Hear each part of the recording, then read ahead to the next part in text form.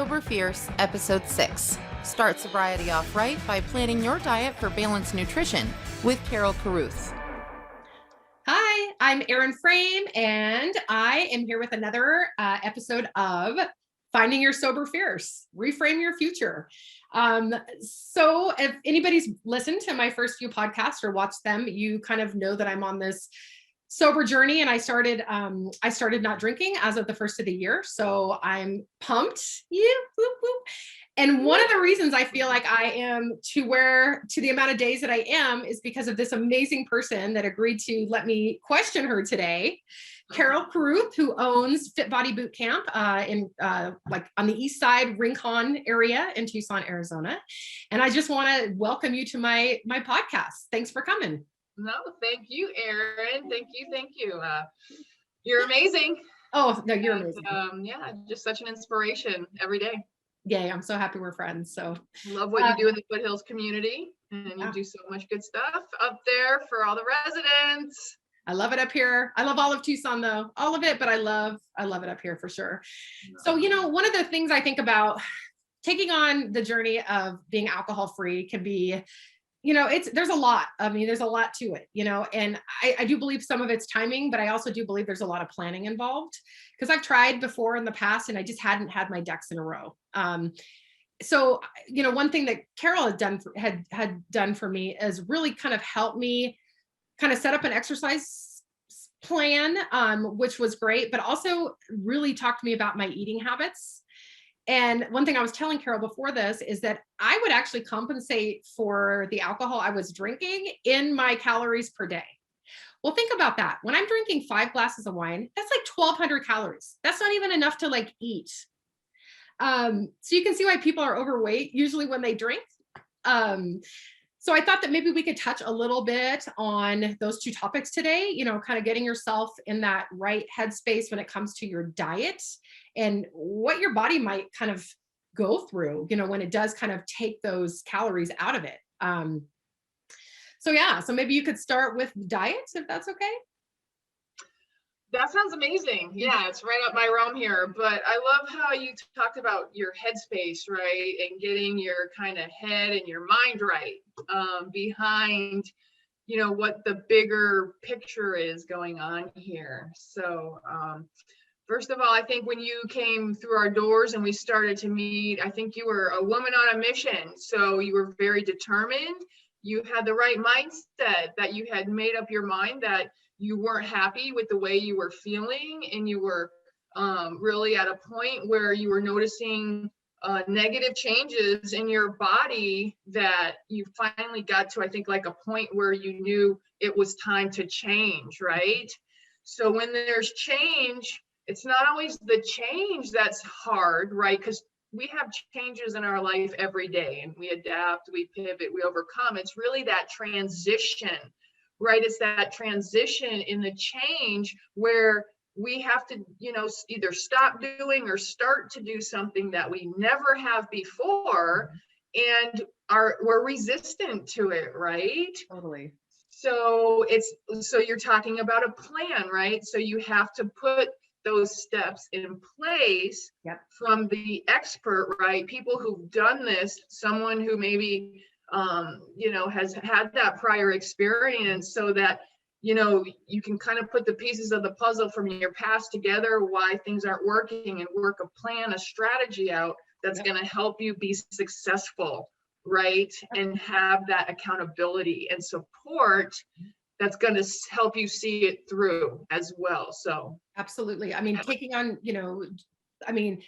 some people, they go through different things. I mean, I've talked to so many different people now already since I started this, that some people have gone through a full-on rehabilitation where they're checked in, some people are outpatient, some people did it on their own.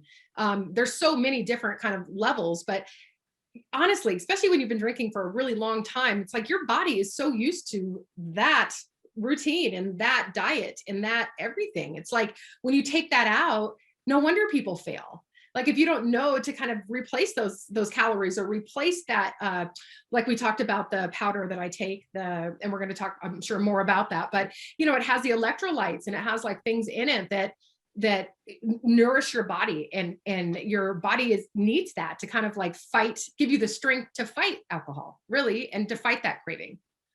Yeah, and one thing that I admire you about for being so diligent and staying on track with your sobriety is that you kind of see how much better you feel, right? So when you're talking about calories or food and that kind of thing, it's really not the quantity of the calorie, it's the quality, right, of what we're putting in our body that's going to help boost or strengthen, right, our immune system. And that comes from the healthiest choices in our protein, our carbohydrates, our fats, our macronutrients, and that's in the vitamins and minerals too that we put in our body that help rebuild us and keep us healthy, especially with everything going on in the world. And then when you start feeling better and you recognize that is where you get a true inspiration also to keep going, right, and maintaining.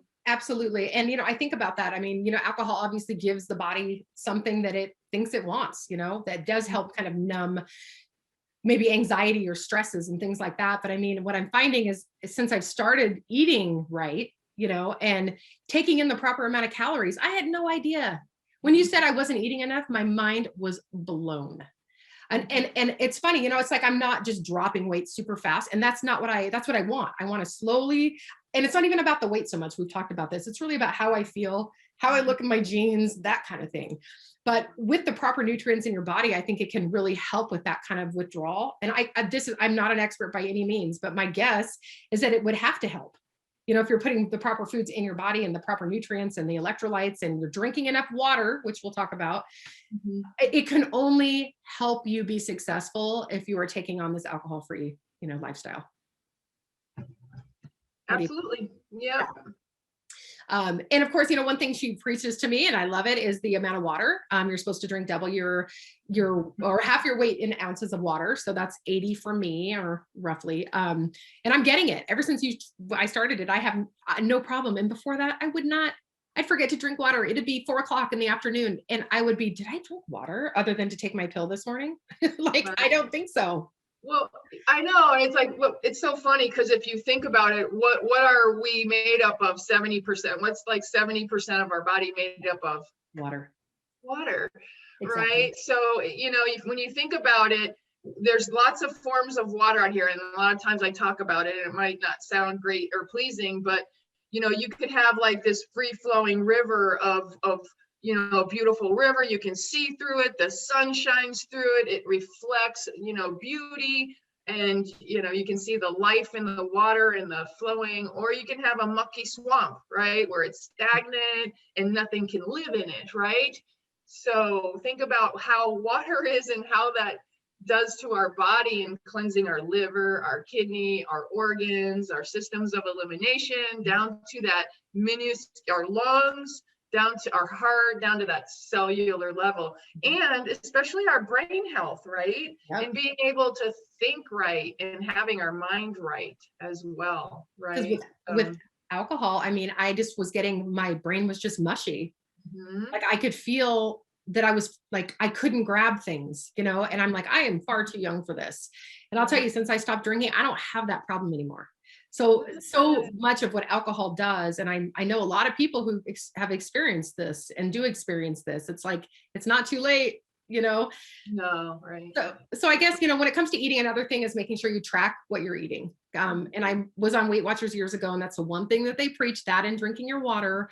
But if you don't literally document what you eat, you don't know what you're putting in your body because you will forget. Really important. Yeah. And it's like we say at Rincon Fit Body and with all of our members, you can't, you came in and you're doing the workouts too. So, it's just that much more important. You cannot out-train a bad diet, right? So your body, who you are, custom made, requires a certain amount of nutrients to thrive, right? And in today's technology world, we can kind of figure out where we need to be kind of with that. And know, we kind of guide people to, use portion controls and things like that, and listening to your body, right? Getting in touch with your body to kind of understand that to a degree, but then it comes down to, what is the proper amount of healthy proteins or carbohydrates and fats that we need to be at our optimal level, right? And to help support us through workouts or just our day, right? Raising a family, having that energy when we're at work in our communities. Totally. And that's another thing you always preach: get your protein, get your protein, get your protein. It's so much more protein than you would realize. And it really affects, I'm sure because you say get your protein. Why? Of course, building muscle is important, right? To get your protein, but what else? There's other reasons, right? Your bone health. I assume there's all sorts of great reasons. There is, obviously, working out with the weights, you want to have muscle on your body. And that's your body requires protein, carbs, and fats, but it's really, that protein that's going to help build that lean muscle, and that supports your frame, right? So people who begin working out can sometimes feel that discomfort or inflammation around their joints, right? Because their musculature may not be supporting their body properly. So you want to, have that to help support you and encourage the proper form and all of that. And so much, I'm surrounded by older people. My husband's quite a bit older. My parents, they're like all in that mid to late 70s kind of, and it's crazy to kind of see like the things that they're going through. They're all very healthy overall, but you got to really take care of yourself. And I'm seeing this firsthand right now, and I hope I'm learning quick enough that strength is so important. There's nothing like feeling strong. And I think, over being skinny or whatever, I just want to be strong. And I think that's where my sober fierce comes in, because fierce to me is strong. It's like you. Right. And strong is the new skinny. Yeah. Right. And we, every day we're aging, right? We're always, no matter what, we're on a decline, right? So depending on how we take care of our bodies, our health, physically, mentally, spiritually, emotionally, all of that, we can either go down like this, or we can have a nice gradual decline. And so we want to create that longevity, vitality driven mindset, for our lives. And nutrition is just so important with that. And I'm really excited because I hope you'll be on my show again, of course. But I think there's so many, like I said, parts to nutrition and health in the whole body, because you're great, because you'll be like, and remember, you need to get 30 minutes out in nature every day. So you literally like cover so many different things, and these are things that, of course, I'm hoping that you'll come back on and we can kind of talk to people about, because it's not just about your diet. It's not just about working out. It's the whole thing. Like, I start my day now with a smoothie. I get my fruits, my vegetables, my protein, my everything in this deliciousness in the morning. And then it's about taking that time for yourself. And I know I don't have kids. People always say, well, you don't get it. You don't have kids. You're right. But I'm also freaking busy, and my brain is always working, so I have my own challenges, but I'm doing my best right now to try to find that time for myself in the morning. And if you don't start your day with some kind of reflection and some kind of gratitude and some kind of journaling, it's not the same. It isn't. Totally. And another part of it, I was just reading, and I've read this many times, and part of, why we try to build, healthy community and making, our gym a healthy, fun community that, makes it the best part of your day, and, everyone supports each other, is that Harvard did a huge study on what creates longevity or happiness, in your life, who are like the most positive people. And they studied these folks since they were in their 20s through their like 70s and 80s. And what they found is the happiest people and the most longevity people are surrounded by healthy, positive community, right? And so yes, that's like another aspect of what you're saying, trying to get your nourishment in, but it's also your nourishment comes in from, those people that we're surrounding ourselves by, and are they encouraging us to be the best we can be every day? Are they supporting us in our endeavors and speaking in a positive light and humble and grateful and things like that? Support So the important. community. All of it's so important. And one thing I don't want to get too long here. Yep. But, and also it's making that plan like we were talking about, but with exercise. I was telling you before the show, and I've talked about this before, I'm used to my 4 o'clock, sit down with my husband, drink my wine and watch Two Broke Girls. That's kind of our thing. And that was my biggest fear. How am I going to fill that time? I can't do it. Like I can't breathe. Even just thinking about it, excuse me, I can't breathe. So filling that time with like the thought of scheduling a yoga class or going on a walk during that time, or maybe that's your time to go to the gym. I always would work out in the morning. Granted, I'm fresher in the morning. That's just the way my head works, because I knew that I would never do anything if I had to do it after 3 o'clock in the afternoon. Right. So these are all things I think before you kind of, I'm sure there's people out there like I was feeling guilty every day about drinking too much and knowing that I needed to quit, didn't know how to quit. And I just think the difference in this time around is having the tools and having plan for it. So that's kind of what that's kind of my message today is make a plan. Yeah, have that structure and routine. And I love how you bring up just replacing whatever it is with something else that brings, that same type of reward, right? That same, but in a healthy way, right? Getting out in nature or, spending time doing something with a friend, a book group, who knows? And lots of different things out there. Yoga. And don't get me wrong, it's hard. I mean, like I remember I have so many, things I still have to obviously go through. I mean, I kind of feel like it's been easier than I thought it was going to be honest, up to this point. But with COVID, I'm at home. Like I'm not doing the happy hours like we always do, or my friends coming, our family coming, everyone's a drinker, So I have a lot of challenges ahead of me, but I really am valuing this time to really get my new habits in place and my new diet and my new, hydration and everything. So when this comes down, I'm going to be in a different headspace completely. So maybe you think of COVID and this horrible weirdness that we've been in as an opportunity to really embed new things into you, that maybe you wouldn't have the opportunity to if we were still in regular times, Absolutely. Cool. Totally agree. Huh? Totally agree. Totally agree. I mean, just hearing you speak and it wasn't one thing you did, like you changed a lot of different things over time. And that's what we talk about. It's those small steps, those small things every single day that come together in, living that lifestyle of health and wellness.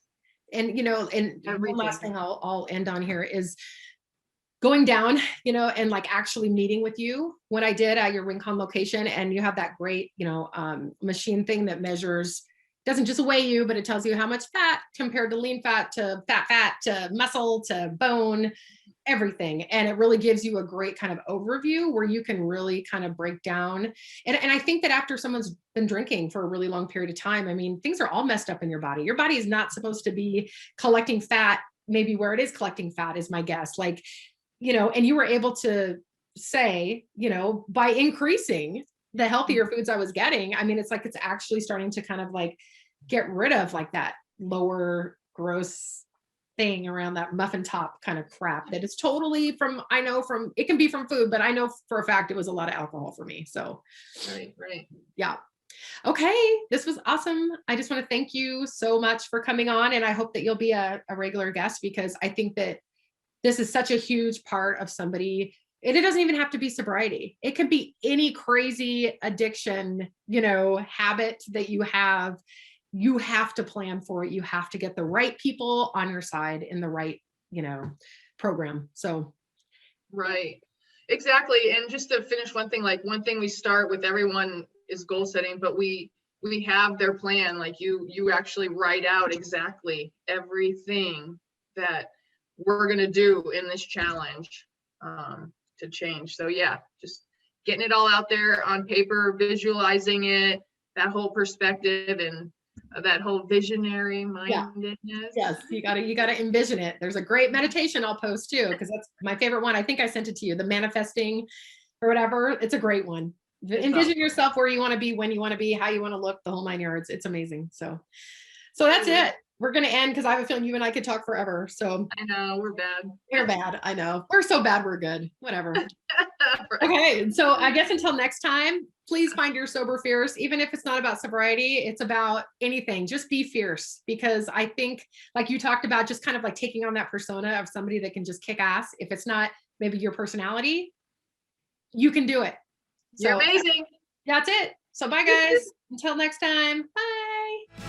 Listen to more episodes by going to soberfierce.com.